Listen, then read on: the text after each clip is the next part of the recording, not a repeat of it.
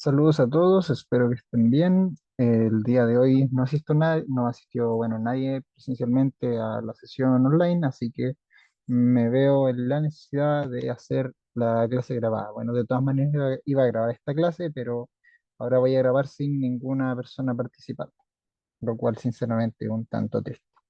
Pero bueno, em, el siguiente ejercicio, lo que vamos a hacer hoy es repasar un poco algunos conceptos para que tengan claros para el día de la prueba y les pueda ir bien. Así que vamos a trabajar un poco con los ejercicios que aparecen a continuación. El primer ejercicio hace referencia a rectas paralelas y vamos a desarrollar el ejercicio. Primero nos dan dos rectas, R1 y R2, y nos dicen que hay que justificar por qué estas rectas son paralelas. Y luego hay que graficar ambas rectas en el mismo plano. Bien, lo primero que vamos a hacer es justificar por qué ambas rectas son paralelas. Y la justificación a esto viene dada a que los coeficientes, digamos, bueno, recordemos que una recta tiene por ecuación general ax más bi igual a c. Y nosotros habíamos definido que las rectas paralelas a ellas eran aquellas que tenían, por ejemplo, voy a colocar otra acá, dx más ei igual a f. Nosotros habíamos definido que las rectas paralelas eran aquellas que tenían la cualidad de que a igual a b y que e es igual a, de que b, perdón, es igual a e. Entonces, si esto se daba, independiente del valor de C, las rectas eran paralelas. Por lo tanto, la justificación de por qué ambas rectas son paralelas es porque justamente se da que la coordenada que, o el valor numérico que acompaña a la X es el mismo, al mismo tiempo que el valor numérico que acompaña a la variable Y es el mismo. O, en el peor de los casos, deben ser múltiplos unos de otros. Entonces, aquí podemos colocarla acá por un cierto factor K, que en este caso el factor K es igual a uno, es decir, más que ser múltiplas uno de otro, son directamente iguales y por eso son paralelas. Otra forma de verlo es si ustedes ya han trabajado con la ecuación en su forma con pendiente, ¿cierto? Que es una forma más útil para expresar las rectas como función. Bueno, en ese caso es comparando las pendientes y viendo si las pendientes son iguales.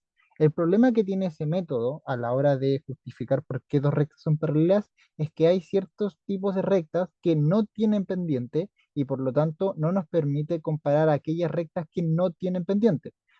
Y por ende es un método que se nos queda corto en una cantidad, digámoslo, pequeñita en comparación a todas las otras posibilidades, pero igual relevante de casos. Entonces la justificación es esta. La coordenada que acompaña a la x es múltiplo de la coordenada que acompaña a la x de la segunda recta y lo mismo con la coordenada de la y. Y en este caso es múltiplo por uno, es decir, en realidad son iguales. Luego nos piden graficar ambas rectas en el mismo plano. Entonces, bueno, vamos a hacer eso.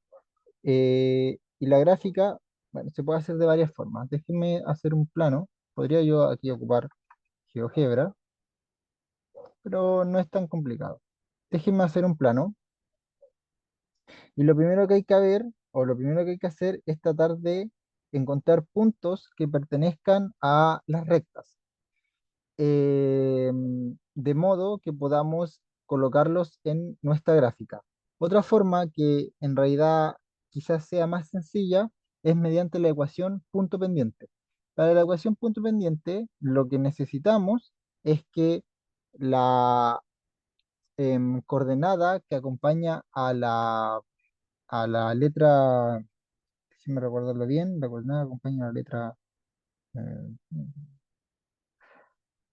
a la letra I sea distinto de cero. Es decir, si nuestra ecuación de la recta típicamente es ax más bi igual a c, necesitamos que b sea distinto de cero. Y si b es distinto de cero, entonces podemos expresar nuestra ecuación como una recta punto pendiente o con una recta particularmente que tiene explícita la pendiente, simplemente despejando la i.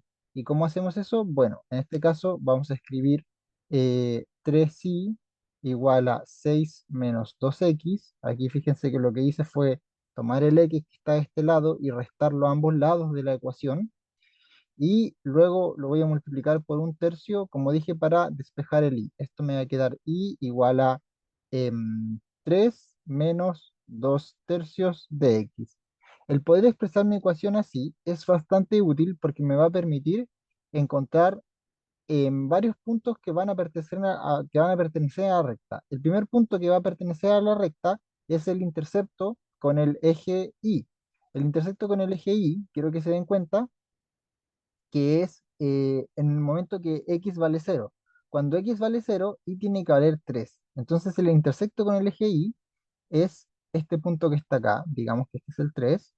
Y luego yo puedo, desde esta posición, gracias a la información de la pendiente, moverme lo que la pendiente me dice, en el sentido de que para colocar un siguiente punto, la pendiente es una especie de vector director que apunta en la dirección en la que va a aparecer, digámoslo así, el siguiente elemento que pertenezca a a la recta.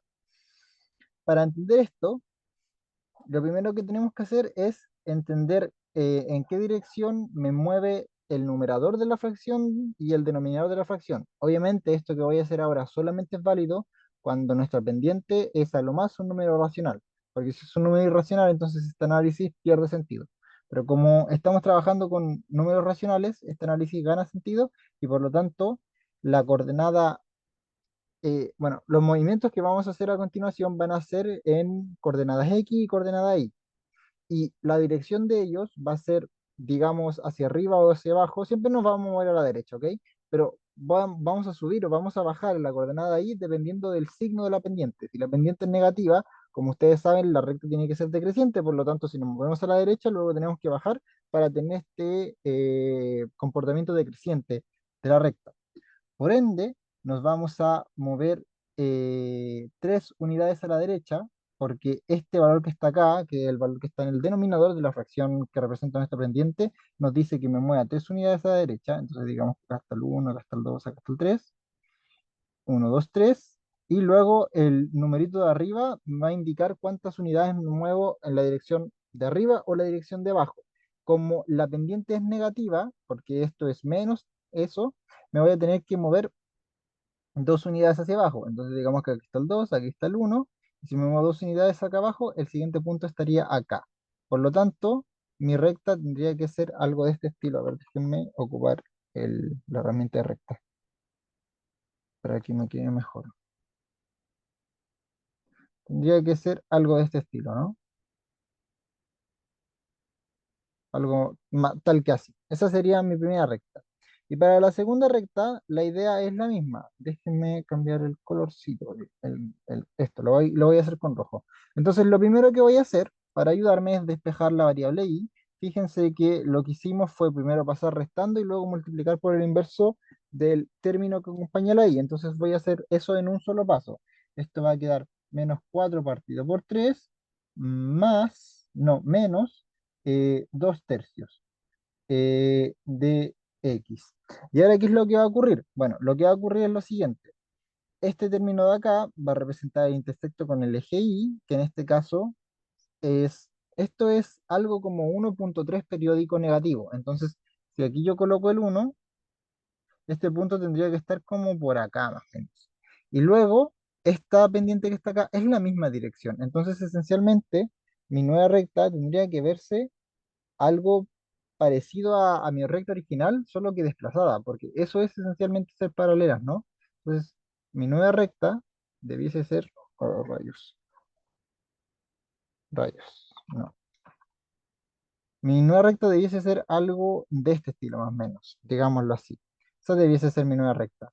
Observen que el punto por el que pasa la recta no es el -1 en este caso, sino que es un poquito más abajo del -1 porque 4 tercios es 1,3 periódico negativo. Entonces estas serían mis dos rectas. Y eso respondería el primer ejercicio. Pasamos al siguiente ejercicio. Rectas perpendiculares. De nuevo, consideramos una recta R con esa ecuación canónica y tenemos que escribir la ecuación de una recta perpendicular a R que pase por dicho punto, verificar analíticamente que ambas rectas sean perpendiculares y graficar ambas rectas en el mismo sistema coordenado. Bien, similar a como trabajamos en delante, para que dos rectas sean perpendiculares, hay una relación entre los coeficientes en su expresión canónica. Y la relación es la siguiente. Nosotros, si tenemos una recta del estilo AX más BY igual a C, para tener una perpendicular, lo que tenemos que tener es esto. BX más AI igual a D. El valor que está en esta posición, al otro lado de la ecuación canónica, es un valor que nos va a dar información de por dónde pasa nuestra recta. Es útil este valor porque nos permite esencialmente desplazar la recta y hacerla pasar por donde queramos. Y eso va a ser importante para poder hacer que la recta pase por este punto. Por otro lado, los valores A y B lo que hacen es modificar la pendiente de la recta, es decir, la inclinación de la recta, desde hacerla muy creciente, como que represente un proceso que aumenta muy aceleradamente, hasta todo lo contrario, es decir, representar procesos que decrecen muy rápidamente, viéndolas más como funciones que como rectas. Y lo que necesitamos para tener la perpendicular, si esta es R, su perpendicular, digamos R1, es eh, que R1 se escriba de esta forma. Entonces, si esta es nuestra R1 tendría que ser 5x. Fíjense que lo que hago es tomar este valor que está acá, multiplicarlo por -1 y colocarlo acompañando a la x, más 2y. De nuevo, tomo el valor que acompaña a la x, lo coloco acompañando a la y, igual a una cierta cantidad. Aquí, bueno, casi, casi, casi.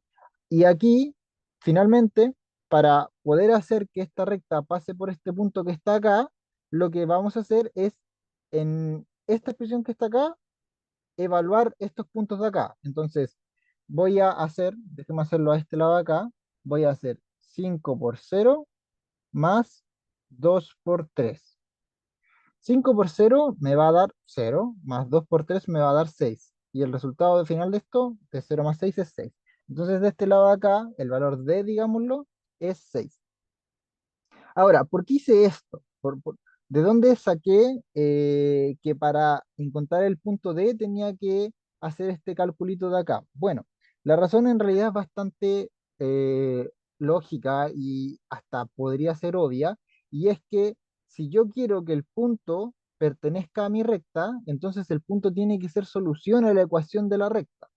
Dicho de otro modo, yo al evaluar las coordenadas en la ecuación de la recta, es decir, en este lado, porque solamente en este lado puedo evaluar en la ecuación de la recta, tengo que obtener lo que está a la derecha. Entonces lo que yo hago esencialmente es tomar lo que está a la derecha y fijarlo para que ese valor sea justamente el que me da cuando evalúo ese punto. Y eso va a obligar a la recta a pasar por el punto, en este caso 0,3. Pero si yo quisiera que la recta pasara por el punto que se me diera, que se me antojara, entonces simplemente tengo que, perdón, simplemente tengo que evaluar los puntos en cada coordenada correspondiente de la ecuación de la recta y lo que me dé como resultado, dejarlo expresado al otro lado para que siempre obtenga el valor que estoy buscando obtener, básicamente. Estoy obligando a la recta a pasar por ese punto. Verificar analíticamente que ambas rectas son perpendiculares. La forma de verificar analíticamente que ambas rectas son perpendiculares es básicamente multiplicando, o sea, viendo qué pasa con los ángulos de una recta sobre otra. Y para esto hay varios tests. Hay tests que son un poco más complejos, que ocupan herramientas matemáticas un poco más avanzadas, y hay tests que son un poco más sencillos porque esencialmente son el resultado o una simplificación de lo que se hace con estas herramientas matemáticas más avanzadas. Lo que nosotros hacemos para revisar si efectivamente nuestras rectas son perpendiculares es ver cuál es el ángulo que hay entre ambas rectas. Y para ver cuál es el ángulo que hay entre ambas rectas, lo que hay que hacer es calcular el ángulo justamente que hay entre ambas rectas. Hay muchas formas de hacerlo, pero una forma de hacerlo es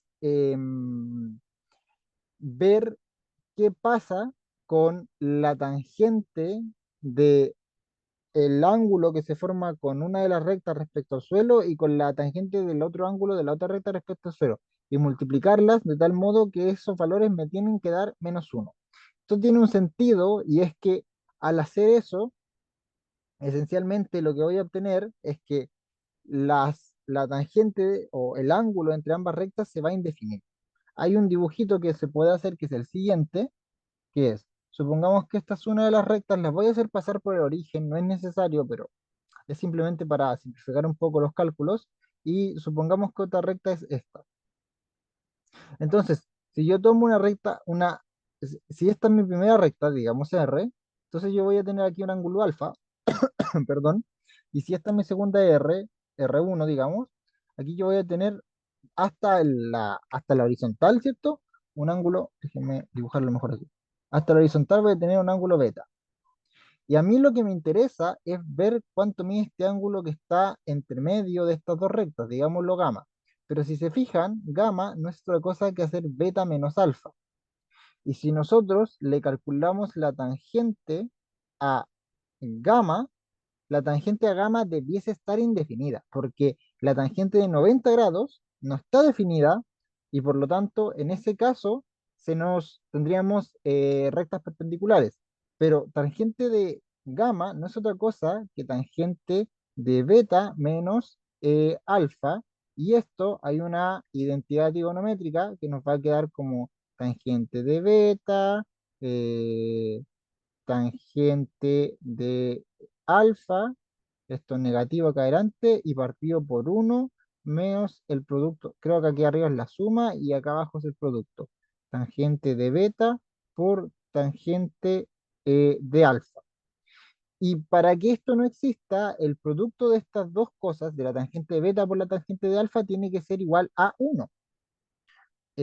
No, creo que aquí se suman, y, y por lo tanto el producto de estas dos cosas, el producto de tangente de beta por tangente de alfa, tiene que ser igual a -1.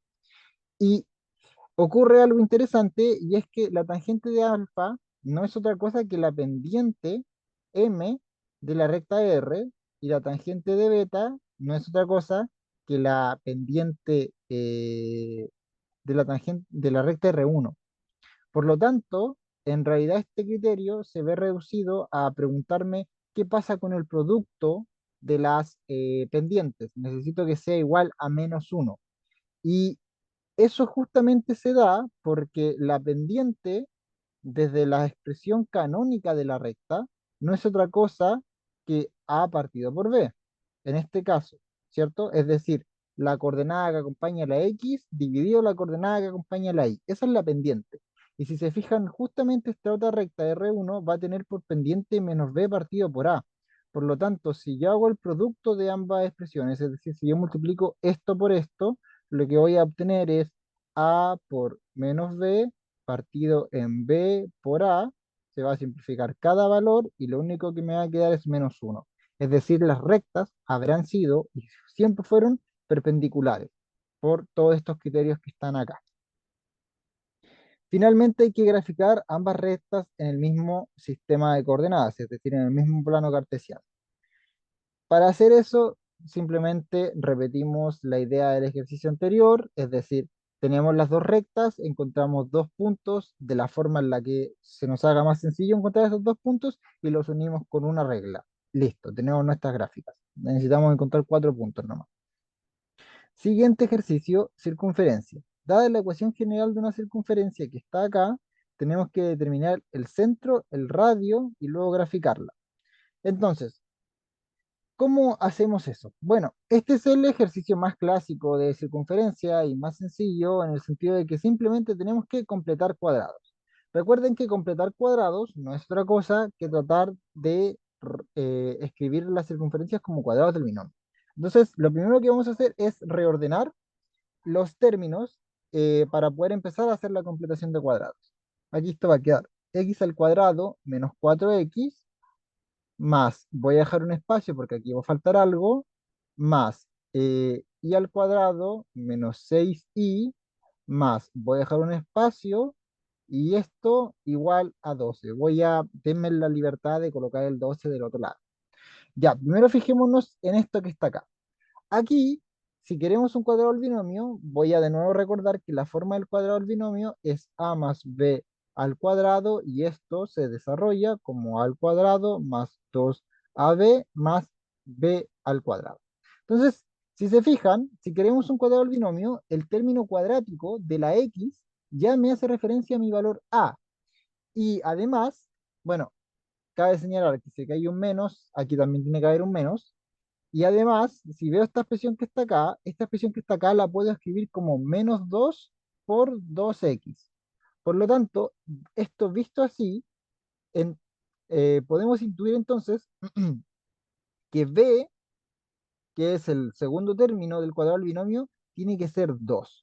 ¿Por qué? Porque el menos 2 ya está aquí adelante.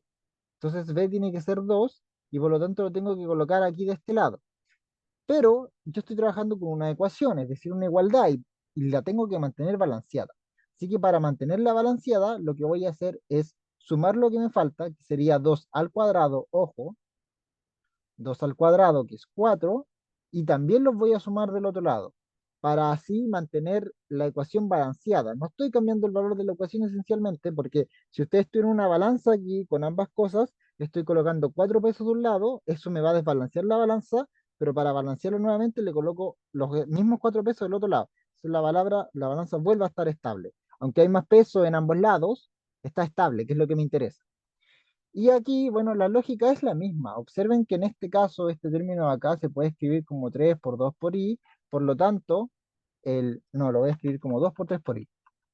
2 por 3 por i, por lo tanto, el término que acompaña acá sería un 9, porque tiene que ser el término al cuadrado, y aquí entonces tendría que sumar más 9. Súper. Esto va a hacer entonces que yo pueda factorizar tanto esta expresión que está acá como esta expresión que está acá. De modo que voy a obtener una expresión resumida de esta forma. X menos 2 al cuadrado más, lo que estoy haciendo aquí es factorizar, y menos 3 al cuadrado igual a, resuelvo esta suma. 2,25 me da, si mal no estoy. Y si me equivoco me lo dejan ahí en los comentarios.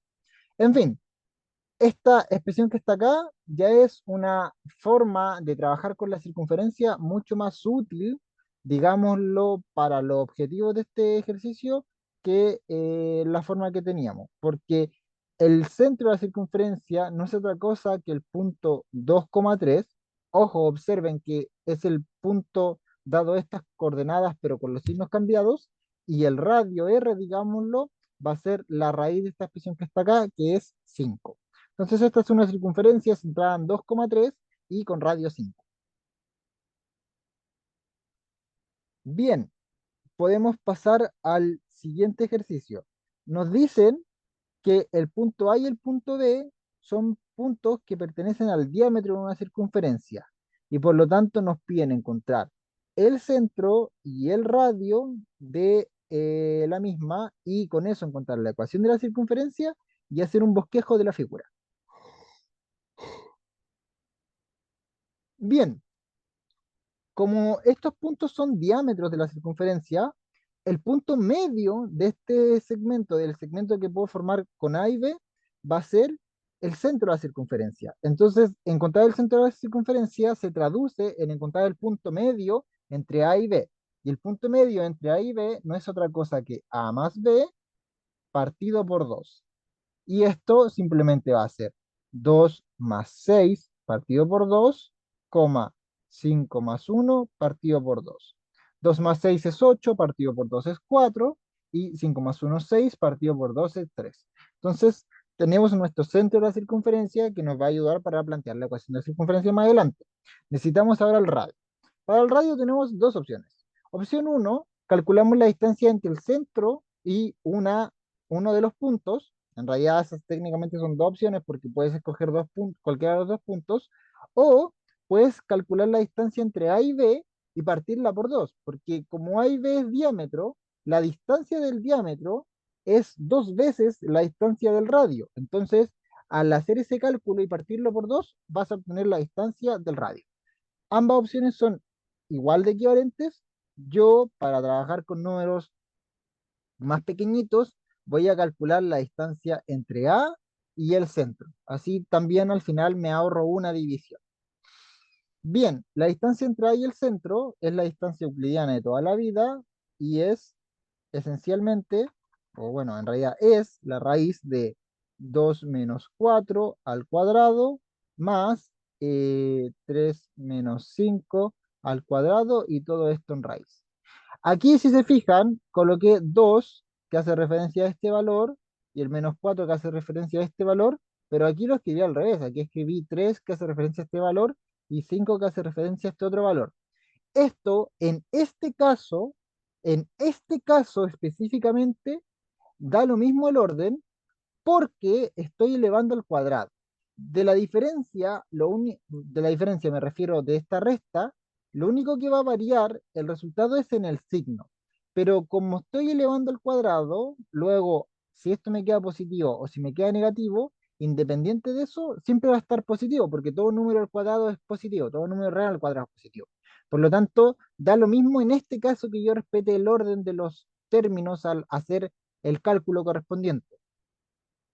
Dicho eso, procedo a calcular y el cálculo entonces me va a quedar, insisto, en este orden en específico se puede hacer eso, el cálculo me va a quedar 2 menos 4 es 2, al cuadrado es 4, menos es menos 2, pero al cuadrado va a ser 4 igual, y 3 menos 5 es 2 menos 4, o sea, 2 al cuadrado es 4, y todo esto en raíz. Y esto no va a ser otra cosa que 4 más 4 es 8 y la raíz de 8 la puedes expresar como 2 raíz de 2. Entonces, tenemos el centro y el radio. Y ahora vamos a determinar la ecuación de la circunferencia. Para determinar la ecuación de la circunferencia, simplemente escribimos su ecuación canónica, que es x menos la coordenada x del radio, que sería 4, del centro, perdón, al cuadrado, más y menos la coordenada y del centro, que es 3, esto al cuadrado, y todo esto igual a 2 raíz de 2 al cuadrado. No olviden que esto va al cuadrado. Finalmente, el bosquejo de la figura tendría que ser algo de este estilo, ¿no? A ver, el bosquejo de la figura tendría que ser el, voy a colocar el punto A, que sería algo así como 2,5, un punto aquí, el punto B, que sería algo así como 6,1, que digamos que acá está el 6, acá está el 1, y por lo tanto el punto medio estaría acá y la circunferencia sería algo de este estilo más o menos. No me quedo tan mal, la verdad, para hacerlo con la graficadora.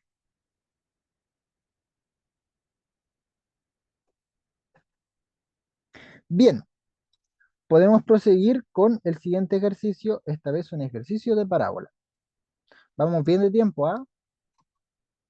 Esto no está durando tanto, no es tan horrible. Ay, no, esto es elipse, esto lo vamos a ver después. Parábola.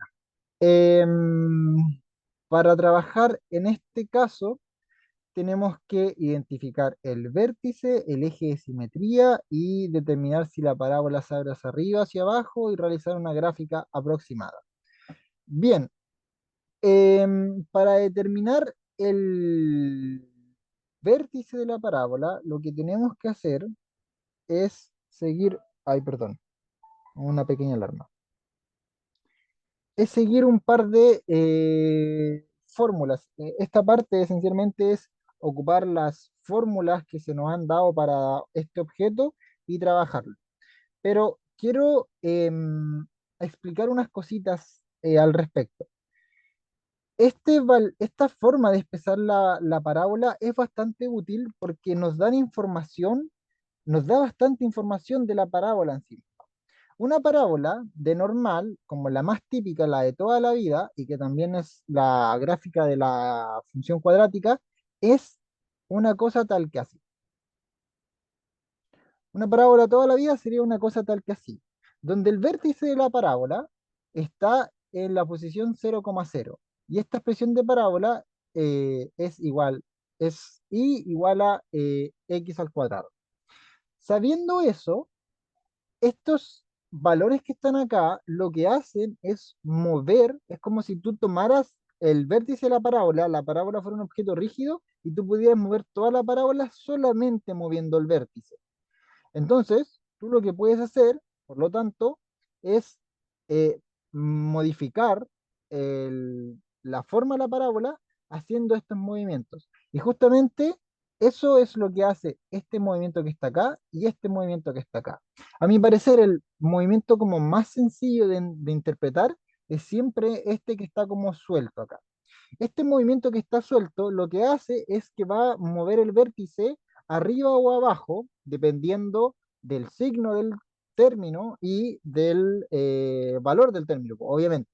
Entonces, lo que va a ocurrir acá es que mi parábola original, al yo sumarle 3 afuerita, lo que voy a obtener es más o menos esta gráfica que está acá. Es decir, voy a tomar el vértice y lo voy a mover 3 unidades hacia arriba. ¿Por qué hacia arriba? Porque el término es positivo.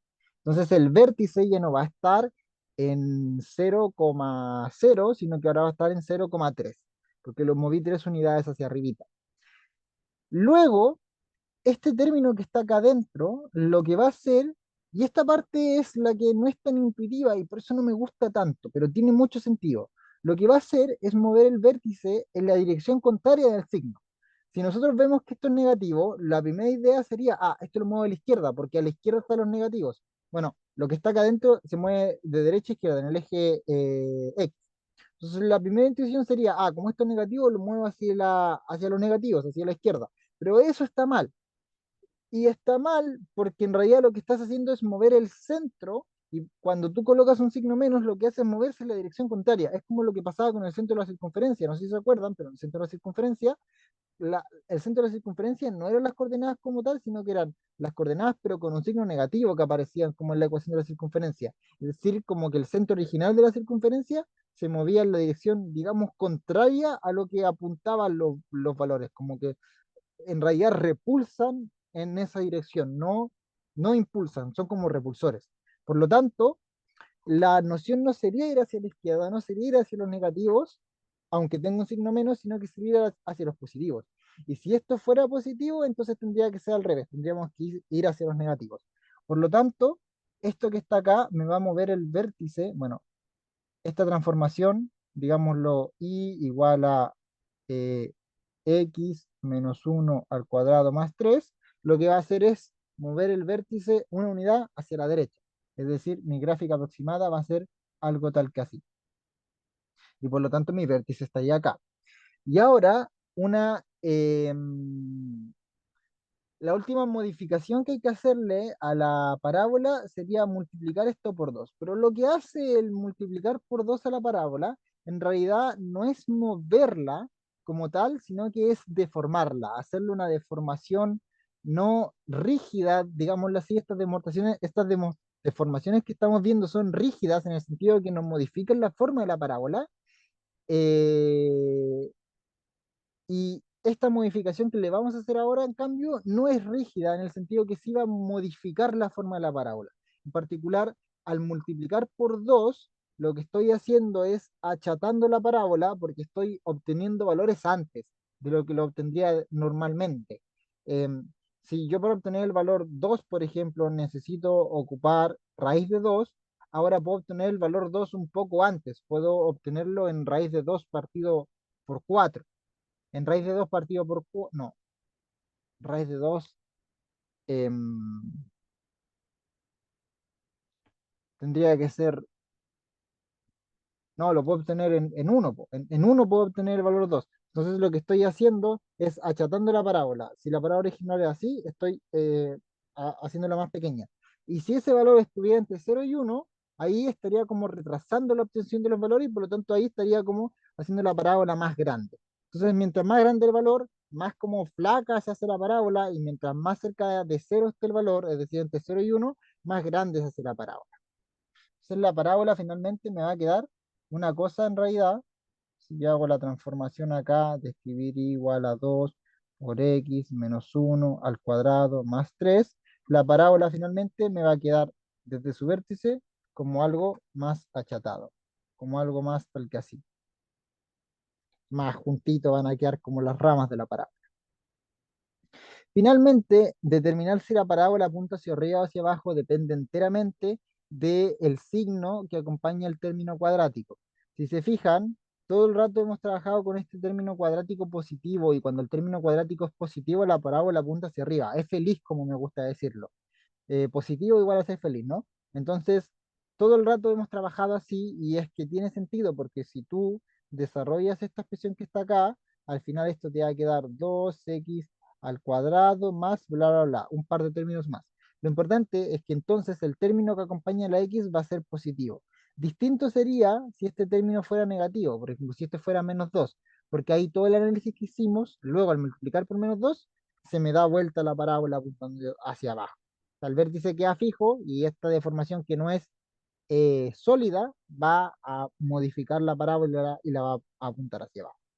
Entonces, podemos responder con todo esto que hicimos varias preguntas. La primera, el vértice. Podemos ver entonces que el vértice es el punto de coordenadas 1,3 y podemos ver que el eje de simetría de la parábola entonces es la recta x igual a 1, porque la recta x igual a 1 es la recta que justamente pasa por acá. El eje de simetría en una parábola o en general en cualquier objeto, un eje de simetría es una recta que me permite decir todo lo que está de aquí para acá de la recta es lo mismo que lo que está de aquí para el otro lado. Eso es un eje de simetría en general. Y el de la parábola la recta que pasa por el vértice, que corta el vértice. Y la gráfica aproximada, bueno, como vimos ya la hicimos mediante estos movimientos rígidos y el movimiento que no es rígido. Insisto, la diferencia entre uno que es rígido y uno que no es rígido hace referencia como que modifica o achata o agranda la parábola. Esos no son rígidos, pero los que dejan la parábola fija y simplemente la mueven en el espacio, esos son movimientos rígidos. Son rígidos porque tienen que ver con un concepto de isometría que esencialmente dejan en la distancia de la parábola exactamente igual. Bien, pasemos a el caso de la elipse y después el caso de la hipérbola. Para esto tenemos que identificar centros, semiejes y orientación de la elipse y realizar una gráfica esquemática. Bien, el centro de la elipse, similar a cómo funciona una circunferencia, viene dado por los puntos que están acá adentro. Y como hemos venido conversando, son estos puntos o las coordenadas de estos dos puntos que están acá entre los paréntesis al cuadrado, pero con los signos cambiados. Es decir, el centro tendría que ser 2, -1. Los ejes o semiejes de la elipse son estas como cuerdas que se forman. Digamos que esta es una elipse. La elipse ustedes saben que tiene unos focos y bueno, está el centro aquí. Los semiejes, hay uno que es el semieje mayor y el semieje menor, son las distancias como perpendiculares entre sí, que se forman acá. Y estos de acá hacen referencias al valor de A y al valor de B. Recuerden que el valor de A y el valor de B son las raíces de los términos que están aquí abajito. Entonces, si yo le saco raíz a los términos que están acá abajito, me voy a dar cuenta de que este término de acá es, em, es, ay, es 3, me está costando sacar raíz, y este término acá es 2. Entonces los semiejes son 3 y 2, básicamente, desde la dirección del centro. Y la orientación de la elipse también se viene dada o se puede entender gracias a los semiejes, porque si este vale 3 y este vale 2, la elipse tiene que ser sí o sí, así tiene que estar acostada, porque el semieje mayor es horizontal, no es vertical. Finalmente, realizar una gráfica esquemática es simplemente lo que acabamos de hacer. Y ya está. Bien, Para el caso de la hipérbole, la idea es esencialmente la misma. Para el caso de la hipérbole tenemos que determinar el centro de la hipérbole y de nuevo el centro son estas coordenadas que salen de acá, es decir, serían 1 y 2 y tenemos que determinar la orientación y bosquejar la gráfica. Para determinar la orientación, lo que tenemos que hacer es ver cuál variable o cuál letra es la que está negativa, porque recuerden que la hipérbola es como si fuera la elipse, pero en vez de estar ambos valores sumando, hay uno que está restando. Y ese que está restando es el valor que va a determinar si, la orientación de la hipérbola. Entonces, déjenme, ya que no lo he hecho en toda la clase, hacer un dibujito con el GeoGebra para que veamos qué pasa en este caso en particular. El puro flojo no he hecho dibujo con GeoGebra. Déjenme. eh, Voy a escribir una hipérbola de toda la vida, ¿ok? Y luego vamos a tratar de concluir con esto. Igual a 1. Y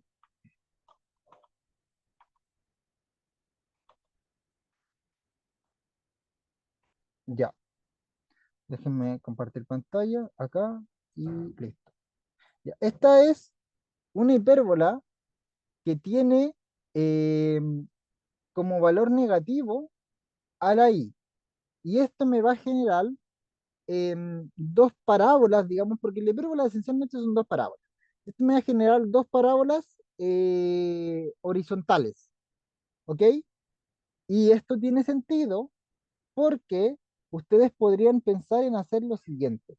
Ustedes podrían pensar en escribir, o sea, estas no son parábolas en realidad, pero son bastante parecidas a parábolas. Ustedes podrían pensar en hacer lo siguiente, en escribir i como 1 menos x al cuadrado, ¿cierto? A ver, lo estoy escribiendo bien, lo estoy escribiendo bien. Sería hacer x al cuadrado menos 1 igual a y. No, así tendría que quedar. Esto tendría que quedar algo tal que así. Esto tendría que quedar y igual a x al cuadrado menos 1 y al cuadrado. Y si se fijan, esto es súper parecido a como se supone, lo estoy diciendo bien o no. No, aquí, perdón, me estoy confundiendo. Me estoy confundiendo. Em, si se fijan, el motivo por el cual pasa esto, para que lo tengan presente, es que como la i está negativa, entonces es en esa dirección donde como que no se forman las guatitas, básicamente.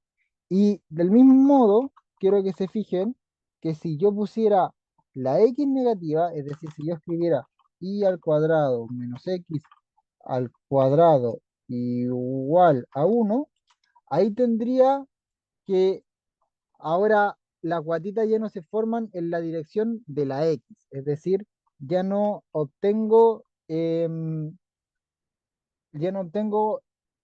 estos valores que están acá, estos como vértices que están acá, ya no los obtengo acá, sino que los obtengo en la otra posición, esencialmente, en la posición asociada a la Y.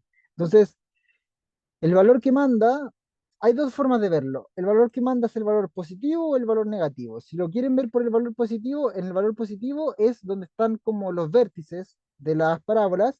Y si lo quieren ver por el valor negativo es donde no están los vértices de las parábolas. Bueno, insisto, estas no son parábolas como tal, pero son pseudo parábolas, digámoslo así. Entonces, en la parte positiva están, en la parte negativa no, y así.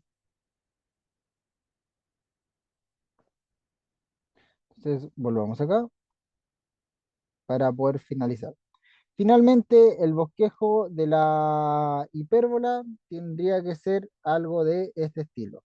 Aquí tengo mis gráficos. Sabemos que el centro es 1,2, entonces sería 1,2, digamos acá.